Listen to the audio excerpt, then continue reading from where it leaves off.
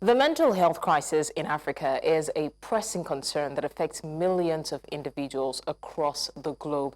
And I'm sure that you have heard somebody talk about someone who had battled mental health illness.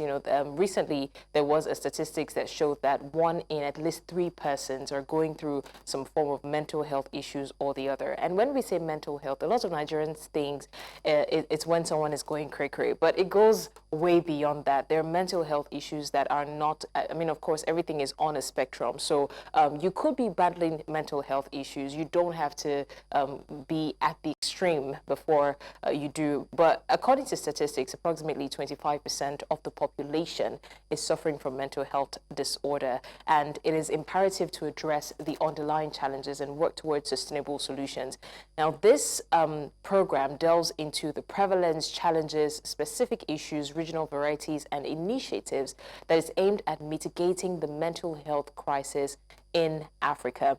Surprisingly, the mental health crisis in Nigeria has a profound impact on the youth, affecting approximately 10% to 37% of the population, and that's where the youth comes in. And this is Refinery Africa. Don't forget, it's a program that we spotlight the issues of the youth, their challenges, their opportunities, and that's why we're looking at mental health issues, especially as it concerns the youth. My name is Blessings Musugu, and I'm your host for the show, and I want you to sit tight, grab a cup of coffee or anything around you, and watch as we take you through 1 hour of bliss. Now, the mental health crisis in Africa demands urgent attention and collective action. Addressing cultural barriers, increasing resources, and implementing sustainable solutions are critical steps towards improving mental health outcome. But let me not jump the gun. I won't go ahead of myself. We have amazing guests who will help us discuss this. But I need you to know that it's imperative to address this issue, especially for the future generation, considering everything that's happening in the economy. I know that you would agree with me that things have not been so rosy right now. So mental health is more prevalent than it used to be. So joining me now, first live in the studio, is one person who has been here before, and I remember her session with me was very therapeutic. I remember that day I didn't want to leave the studio, but she's back here with us today, Oluwatomishi Oladapokuku, mental health wellness coach. Thank you so much once again. It's so good to have you back here. Also joining us virtually is Asobele Dari, a mental health advocate, joining us from Abuja. Dari, thank you so much for joining us. Thank you so much for having me. An absolute pleasure. Also, we have joining us virtually, Hawa Ojefo, mental health activist, also in Abuja. Thank you so much, Hawa, for joining us. All right, while we wait to confirm Hawa's audio, we also have joining us virtually Olakunbi Oyedele, a mental health expert in Maryland, USA. Thank you so much, Olakunbi, for joining us. Thank you so much for having me. An absolute pleasure. All right, thank you, ladies and gentlemen. We will delve into the conversation because it's a very, very pivotal issue, and it's unfortunate that, especially in this part of the world, a lot of people try to shy away from it. A lot of people do not, either they live in denial or they do not want to acknowledge the fact that it's something that can be talked about, especially when it gets to the extreme end of the spectrum. But I'm going to start off by asking personal questions because I want to believe that everyone has experienced a form of extreme emotions, maybe not mental health issues, but we've been in those situations where we felt pressured, we felt overwhelmed by a lot of things. I mean, adulthood would do that to you. So I'm going to start with you, with me in the studio. I want to know how you handle stress, anxiety, pressure, in your daily life. Okay, depending on the trigger, but my first go-to is a run. Is what? Iran. Okay. I didn't see that coming.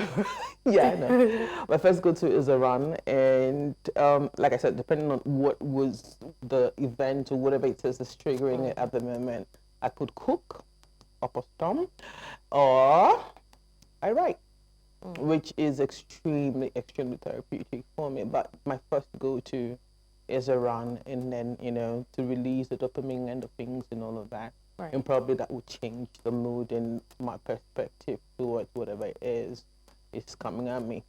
Okay, great. So let me ask Dari the same question. Dari, how do you handle the stress of day-to-day living? For me, it's swimming.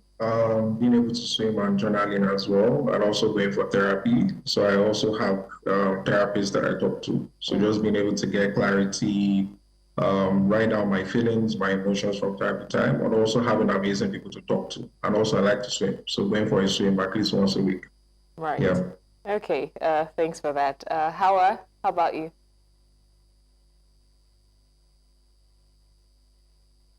Hawa, can you hear us? Okay, we're still waiting to confirm Hawa's audio, but Olakunbi, can you hear us? Yes, I can. Okay, and typically for me, I pray because I'm more of a spiritual. So for me, when my body is stressed or my spirit, I try to recharge from the spirit. So I'm more, tend to pray, make sure that I set time aside to do some self-care. So that involves, for example, watching a movie or something like that, reading my Bible, taking time for myself. But most importantly, I start with, praying just so that my spirit connects with my soul and my body. So I try to do that. So that's what helps me. All right, thanks for that. I felt like that was an important way to start because, I mean, there are cues that people could pick up to help because we all go through it once in a while.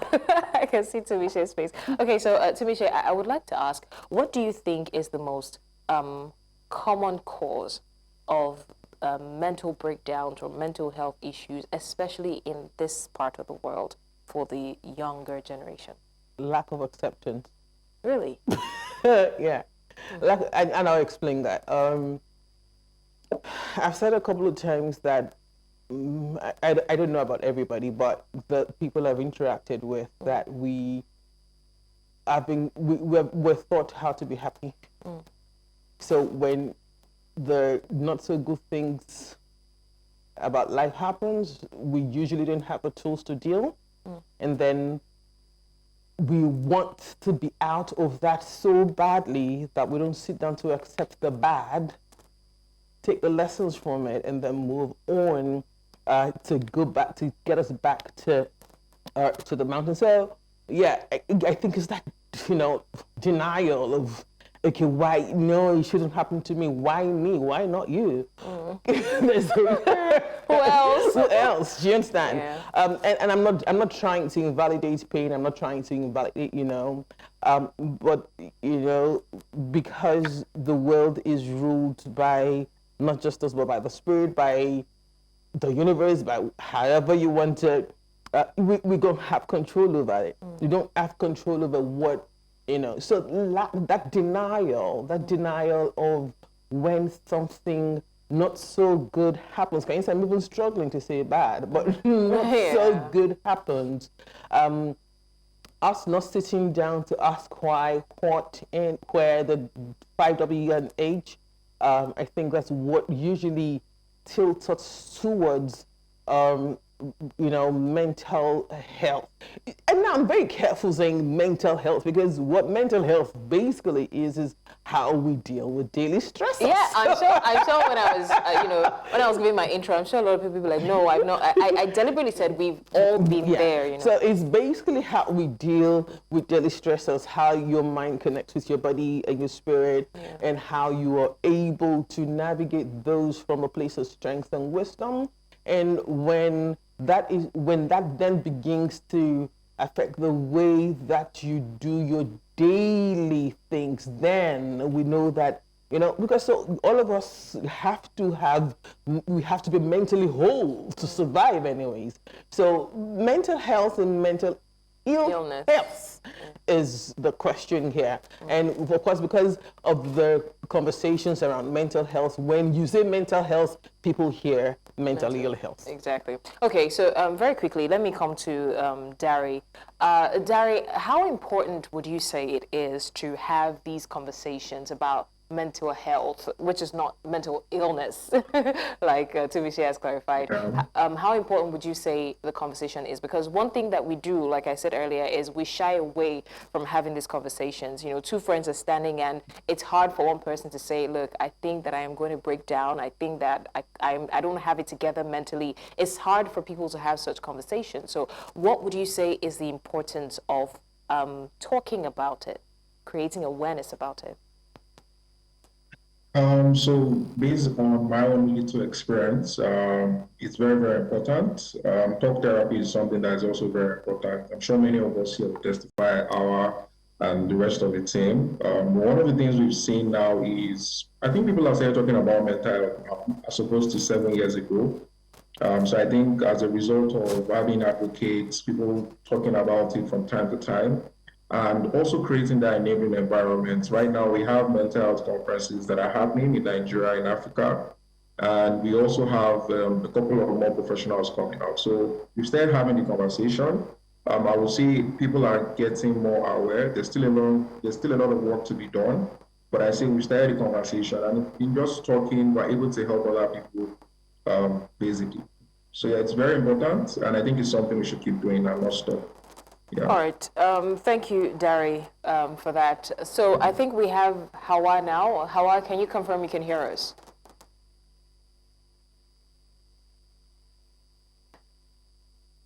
Hawa, are you there?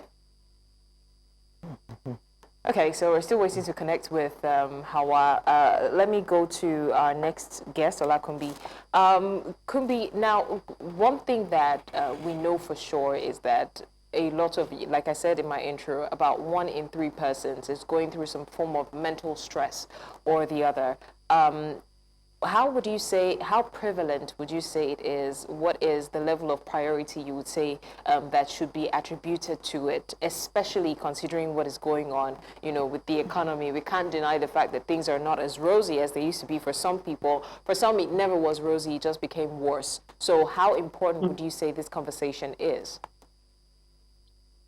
It's very, very important. It's very, very important. I have a mental health foundation back in Nigeria, so I understand the impact of the importance and the need for us to talk about it. When we started the foundation, I did not understand. I did not realize how much people, you know, had the importance of mental health until I started and I reached out, and over maybe 500 people say, hey, I need help. So that talks to you, that shows you the importance of the mental health and the mental health crisis we're having. And we're not only having a mental health crisis in Nigeria, also having a substance abuse or substance use crisis. So it's like about two issues going on, and we really need, and they're both intertwined. And so we really need to address it, and not only in the, you know, and for some people, when they think about mental health, they might say, oh, maybe the people that are well off are the people that have these mental health issues. But with my own research, I know that a lot of people that are low income or are really struggling economically, or not even, and you know, the people that are struggling economically are really the ones that are struggling with it. And we don't even have enough language to communicate with them about the need for mental health. So yes, I think the average, the population, right, the youth are really driving this. I really like that. But we also need to figure out how we need to talk to the women in the marketplaces, the people in the rural villages about the need for mental health, because they're also struggling with it, but they just don't have the language to describe or to identify the things that they're going through. So that's a huge need, and the government really needs to do a lot about it. We need to focus on figuring out how we can all push this so that it can be more of a government effort to make sure that we are thriving and we are helping everybody have access to mental health services. Great. Thank you so much, Olakunbi, for that. Tumisha, let me come back to you. Yeah. With all of these things that we've said about mental health and mental health challenges that a lot of people face, do you think that in Nigeria, for example, we have enough mental health professionals, enough people that are, experts? I'm not talking about that neighbor of yours that you just go and dump your problems on that also has our own problems. Do you think we have enough mental health professionals and mental health facilities that people can actually, rely on when they're going through these things? To answer that, the first, to answer that straight would be to say no, but they are available. The second question will be how accessible, and then how affordable. But I know that in my little work, as seeing people, we're having conversations like Kumbi said, and Kumbi said something that I wanted to. I hope you don't mind me calling you Kumbi. He said something that I wanted to speak to, in that whether we have the right language or the appropriate language, or how to connect with other people. Yes and no. In the sense that these things, we have these words in our languages, at the risk of putting myself out there, I use myself as an example. When I didn't know what it was at the time. When I had postnatal depression, I remember my mother would be basing me, the local way, and then she would be saying, meaning we don't have postnatal psychosis in our lineage, which means we have these things, these words, this linguage, we have languages that capture mental health questions.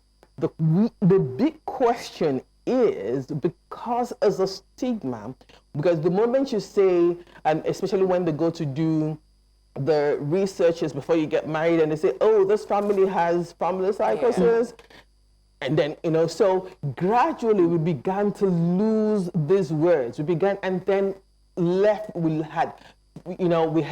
we're not left with unresolved grief, unresolved pain, and then that began to, open up what we now have as stigma. So yes, we do have a couple of people, and we even have telehealth, mental telehealth care now. I couldn't say their name because for obvious reasons. But I know a couple of people off the top of my hand that there's mental telehealth, both in this country. I know two in this country. I know people who are not in this country, but the telehealth operates in this country, where I got help from when I needed help. So it is available, and most of this is free. The truth, most of us are free. We have some that are about 5,000 at entry. And then if it then needs for you to see a therapist, then you go see a therapist. They will refer, because then most of those people on the mental telehealth care are not, they're talk therapists, not necessarily psychotherapists or psychiatrists, but they've been trained in such a way that that, okay, this person, it's time for me to say, go to a psychologist or go to a psychologist. So we do have them. We do have them. Are there enough? No, but we do have them. Okay. All right, great. Let me come to, okay, Hawa, let's confirm again if Hawa can hear us. Hawa, good afternoon. Can you hear us? Hi, Patience. Good afternoon. I can hear you Great. loud and clear. Okay, fine. It's great to finally have you join us. So I am sure that you've been following the conversation, and I think at this point, we've talked about a lot of times you hear people say, oh, learn to speak up, talk to somebody, tell your friends. But I don't think that we equip those friends or the society or the environment or the government enough to know how to react to when they tell you, right? So you're saying, oh, learn to talk to somebody, and then someone who is suicidal, for example, goes to the friend and like, I don't know, I just want to end it all. And the friend does not know, literally doesn't know what to do. In fact, some of them worsen the situation. A lot of Me Too people like, me too, I'm going through this, So do you think that the society is equipped enough with an information of what to do when these people eventually open up? So of course the short answer is no. You've captured it beautifully. We have a lot to do in that regard. But there is also a yes to that question. I do believe that we have come a very long way in, addressing mental health issues or conditions or crisis, whether suicide or not.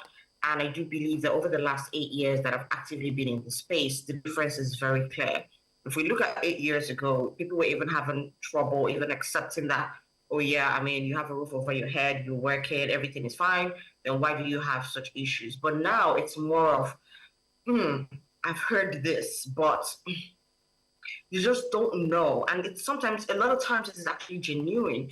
Because let's be honest, a lot of times mental health is very nuanced and can be quite complex for everyday people who perhaps have not had a lot of orientation around it to really grasp the gravity of what we're talking about. Because if we've only been told to validate certain kinds of conditions or issues based on how people look or what you can manifest physically, then it's really hard for me to believe that you're saying something totally different from what I can see. And so I think that's a lot of what is really going on. I mean, a lot of civil society organizations, NGOs, organizations of persons with disabilities are doing a lot of work in just being able to sensitize, create awareness, but also create practical tips and toolkits that allow people to truly engage. And that's why it's always very important. And that's what we do at my organization, as you write to, and it's always very important to put people who have had lived experiences at the forefront, to always have them be the ones to tell the stories, to be the ones to say, hey, look, this is what support looks like for me. And that's something that we always reiterate to our audience a lot of times. What support might look like for me as a person that lives with a mental health condition, which I am a person that lives with a mental health condition, it may be different from somebody else who is going through something a little bit more acute. Maybe it's tied to an immediate grief or something you can deal with. Then compared to me that had like this lifelong 20-year journey of, a mental health condition, it can be very, very different. And so it's very important when people meet us or we meet other people for support and care, that we too participate in the process and we encourage and invite other people to participate in the process, but not in the sense that I feel like you should know exactly what to say to me, but perhaps we can co-create what a solution might look like, or what the next steps might look like. So we always tell people, ask, what does support look like for you? What can I do to meet that? And that's always we always say three things. When you ask the question, you validate, and then you do what the person says support looks like for them for that period of time. It's very important. It's very important to validate, because the truth is that when people start to talk about their mental health to someone, it means that a lot of times they have gone through years of rumination, of just self-doubts, and just not being able to even accept that there is something that perhaps they need to address. And so there's a lot of progress that validation does, and just really setting you up on the right path. And then it's like, what can I do to support you? Or can I take you out on walks? For some people, it's, I need someone to clean the house. It's their level of hygiene drops. For other people, it is, don't let me do something like this alone. Or, so it's really differs. And so there's no blanket rule to it. But if we continue to follow that sort of model of you validate, you ask what it is that I can do for you, and then you follow through, then we'll see that largely we're able to play a very vital role in the lives of the people who might be struggling, and so that we don't lose that sense of validity within that conversation of supporting other people. All right. Thank you so much, Hawa, for that. Very quickly, let me go to Dari. Dari, what do you think about the influence of social media on the mental health of people, especially the younger ones? I think it's something that all of us can agree that it's really a menace right now. When people are so quick to troll people, especially on Twitter, I think they call it the cancel culture, where once someone cannot just do things. I think Twitter is a bad space for most people. And there's also the peer pressure that people also have to deal with, seeing how people are living their lives, and everybody just feels like they can make fast money, and then they begin to feel like, their life is useless, right? Especially when they are looking up to all of these celebrities, basically. And nowadays, the new generation, I think what I've observed, especially with people that I work with in Assad, is that people don't want to go through the process. There is this pressure of, you need to make it before you reach 20, you need to make it before you reach 30, and it's like, once you are 20, 25, 30, you are old. And there's just a need for everybody to be able to calm down. So I just think that in the social media space, I see that a lot of us are still doing work. I know which is, what can we do to be able to educate people that, social media is like fake life, basically. It's not really real. Not everyone posts their sad moments online. I'm sure we all can agree with that. Everybody's always going to post their highlights and make it seem like, oh, everything is working out fine. And, people now begin to pressure themselves to feel like, oh, they need to be at a certain level. And if they're not at that level, they feel like they failed. You have situations where even recently there was a stat that showed that a lot of people even take their lives as a result of feeling like they're not good enough, or it could even be bullying. There are so many factors when it comes to social media. We've had situations where people have been bullied and then they take their lives, or people have been trolled. And so it has its good sides. It also has negative sides, basically. So yeah. All right, thanks for that, Dari.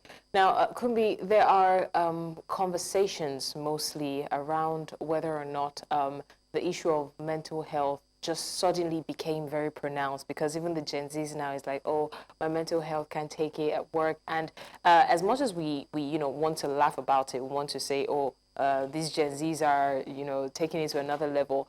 I think that the ability to speak up now is helping a lot of people, right? So I wanted to ask your thoughts on, let's say, workplace culture, because I don't want to ask on a broader, but let's look at workplace, for example. Do you think that those conversations, especially from the Gen Zs about, oh, I can't take too much workload, I'm not coming in today, should be trivialized? There are conversations around if a worker sends in a message that I can't come today, not sick leave, not maternity, no, just my mental health. Should it be trivialized or should it be allowed? Oh, goodness. I definitely think it should be allowed. And I want to thank the Gen Zs. I really do want to thank them for the ability for them to talk and share some things. I always say, I've spoken to so many people that say, let me tell you, the Gen Zs are great because they have brought a lot of awareness to some of the things that our older generations were not able to talk about. So yes, one of the things that, and I think that it's becoming more of a culture now. People are also offering EAP services where people are consultants are going into organizations, and some organizations are taking mental health seriously. Do we have enough people that are doing that? No, but we do have some organizations that are giving their employees PTO, time off, to just go and have that mental health day or a break.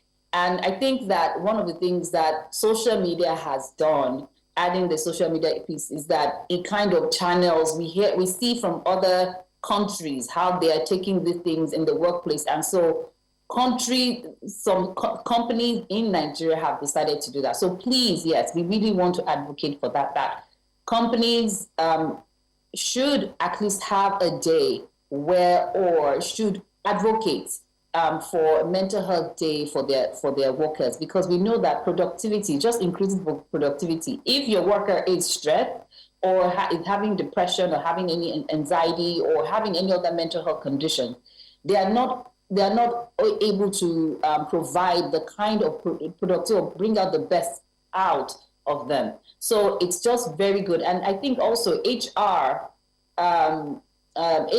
departments, or the HR employees or the HR department should be equipped, trained to identify and to help employees who come and say, hey, so I'm sorry, today I'm having a mental health day, I need to take a break. So they should be equipped with all the tools needed so that they can support the employees and appropriately, so that increases the overwhelming productivity in the agency. So yes, I think we need to take that more seriously. All right, Kumbi, thank you so much. I think the last question is going to go to Tomiche, and it's a question about criminalizing attempted suicide. I'm sure you've had conversations about that, and you've heard that as well. Yeah. Exactly. Yeah. Okay, so I wanted to ask your thoughts on this. I'm not saying from the legal perspective or anything, but a lot of people would ask that someone who is trying to take their own life, and then if they don't succeed, you arrest them. Isn't that worsening the situation? But then again, a lot of people would argue that they're putting the family members at risk, so it's a criminal offense. What do you think about that? Do you think that would exacerbate the situation, or do you think it's just the right thing to do? Most definitely, it's going to exacerbate. And I must appreciate Diary and Awa and Kumbi for the use of language, especially when Diary said when someone takes their life. Yeah. Because when we say things like commit suicide, we're still saying the person committed an offense. Yeah, and that is the power of language. But then in as much as someone took their life is hard to take socially, that is what happened. They had gotten to a point and they felt that it was important for them to take their life, to give them some relief. I said something, and what she said that's the way, what she said is the way I define empathy. Empathy is not you wearing my shoes. They will never size you. They will never size you. Even if you were 42 wide, it will not size you because my feet look a particular way. What empathy is for that I understand what you're going through, and I have the patience and wisdom enough to allow you lead your healing. I can't tell you how to heal.